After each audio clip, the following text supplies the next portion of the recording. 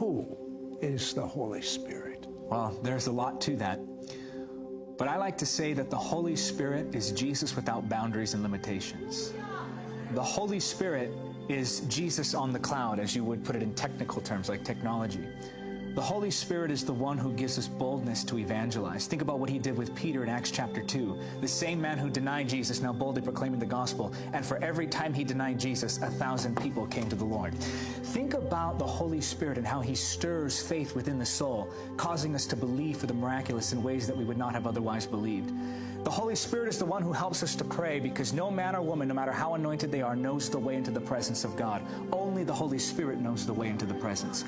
And so in prayer, he guides us. In worship, he reveals Jesus and makes him real, causing our hearts to be stirred and burn with holy fire to where we cannot contain that passion that overflows with us as adoration of Jesus.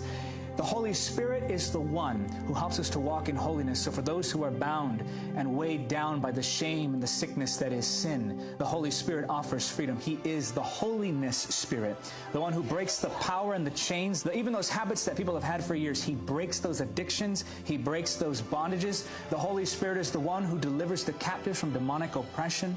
The Holy Spirit is the one who moves in us and gives us revelation of the Word. Sometimes when we read the Word, we're saying, I just want to see Jesus.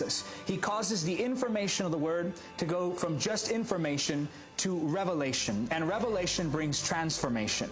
The Holy Spirit is the one who goes with us and gives us the words to speak when we don't know what we should say. In those moments where we're saying, Holy Spirit, help me. I don't know how to win this one to the Lord. I don't know how to speak. The Holy Spirit will stir within you words that come straight from the Father. The Holy Spirit is the one who opens the heart of the sinner, causing them to go from stubborn, stone-hearted individuals to people who bow before Jesus as Lord.